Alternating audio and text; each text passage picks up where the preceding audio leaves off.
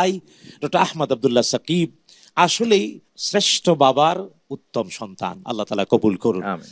আর হ্যাঁ, আজকে যাকে আমরা সংবর্ধিত করছি তার পরিচয় এমন যে তিনি বিশ্ববিদ্যালয়ের শিক্ষক। আমি সর্বপ্রথম যে বইটি আমার হাতের নাগালে পেয়ে গেলাম সেই বইটি প্রফেসর ডক্টর আসাদুল্লাহ গালিব স্যারের নবীদের কাহিনী, এবং সেই বইয়ের ভেতরে আসলে আমার এত বেশি আমার সেখান থেকে সহযোগিতা হলো, মানে মৌলিকভাবে যেটা গবেষকদের যেই তথ্যগুলো লাগে সেটা হচ্ছে উইথ রেফারেন্স। স্যারের প্রতিটি লেখা তো মাশাআল্লাহ উইথ রেফারেন্স, এতে করে আমাদের জন্য অনেক বেশি হেল্প হয়েছে। আমি সেই থেকে স্যারের এত বেশি ভক্ত এবং তার কাছে ঋণী, যেটা আমি আসলে বলে শেষ করতে পারবো যাকে না। আমরা সংবর্ধিত করছি আলহামদুলিল্লাহ, অবি কালা হাদাসানা কর্তৃপক্ষ সত্যিই আল্লাহ তাআলার প্রশংসা করছে, রব্বুল আলামিন কবুল করেছেন।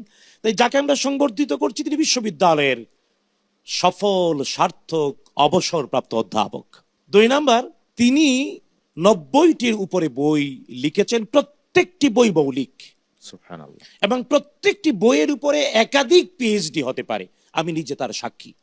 শুধু তাই না, এতটুকুন বলি যে তিনি জীবনের বাঁকে রাস্তার পর্দার অন্তরালের ঝামেলার কারণে কিছুদিন তাকে জেলখানায় রেখেছিল কোনো জালেমরা, কিন্তু জেলখানার বন্দি দশা জীবনেও তিনি বিখ্যাত, এমনকি অনেকগুলো গবেষণা থিসিসের উপযোগী জিনিস তিনি জাতিকে উপহার দিলেন। ঠিক বলছি ভাই?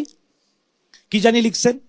উনি জেলখানাতে তাফসিরুল কোরআনটা রচনা সম্পন্ন করেছেন, তরজমাতুল কোরআন করেছেন, এবং সবচেয়ে বড় কথা আল্লাহ রসুলের সিরাতুর রসুল সাল্লাল্লাহু আলাইহি ওয়াসাল্লাম রচনা করেছিলেন, নবীদের কাহিনী রচনা করেছিলেন, আরো বেশ কয়েকটি গুরুত্বপূর্ণ গ্রন্থের পাণ্ডুলিপি তিনি জেলখানাতে সম্পন্ন করেন আলহামদুলিল্লাহ।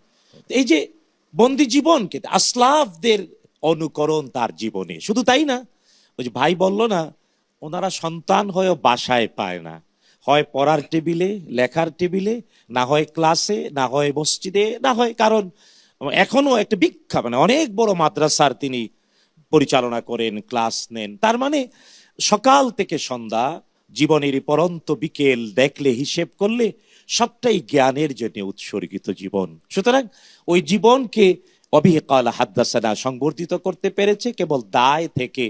আল্লাহ তাআলা এই জাতিতে আরো আরো অনেক এমন জ্ঞানী দিয়ে ধন্য করুন, আমিন। আর ইলমে হাদিস এর পথ চলাকে মসৃণ করে দিন, আল্লাহুম্মা আমিন। আল্লাহুম্মা আমিন। অনেক অনেক ধন্যবাদ জানাচ্ছি আপনাকে মাননীয় চেয়ারম্যান মহোদয়। আমি যাবো এবার মাননীয় ভাইস চেয়ারম্যান মহোদয় আপনার কাছে। আপনি কিভাবে দেখছেন, কিভাবে মূল্যায়ন করবেন? জি আলহামদুলিল্লাহ, ওয়াসসালাতু ওয়াসসালামু আলা রাসূলিল্লাহি ওয়া বা'দ। আমরা শুনছিলাম আমাদের সম্মানিত শেখুল হাদিসের সন্তান আজকে আমাদের মাঝে এসেছেন, তিনি তার বাবা সম্পর্কে বলেছেন এবং আমরা ডকুমেন্টারির মাধ্যমে জেনেছি আসলে উনি এমন একজন মানুষ যে ওনার জীবনে জানতে হলে ডকুমেন্টারি লাগে না, কারণ উনি এত বেশি লিখেছেন বাংলাদেশে। আমি ব্যক্তিগতভাবে খুব কৃতজ্ঞ এবং ঋণী তার কাছে। আমি যখন এমফিল করতে যাই বিশ্ববিদ্যালয়ে, তখন আমি আল কোরআনে ধ্বংসপ্রাপ্ত জাতি এর উপরে আমি এমফিল করবার জন্য মনস্থির করি, কারণ এই কারণগুলো আমাদের বর্তমান সমাজেও বিভিন্নভাবে সমাজের রন্ধ্রে রন্ধ্রে ঢুকে আছে। তো আমার সম্মানিত সুপারভাইজার স্যার বললেন যে এটিকে আরো নতুন আঙ্গিকে মানুষের কাছে উপস্থাপন করার একটু চেষ্টা করেন আল কোরআন থেকে।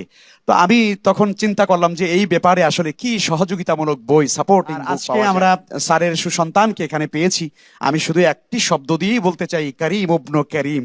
আসলে এটাই হলো সবচেয়ে বড় পরিচয়।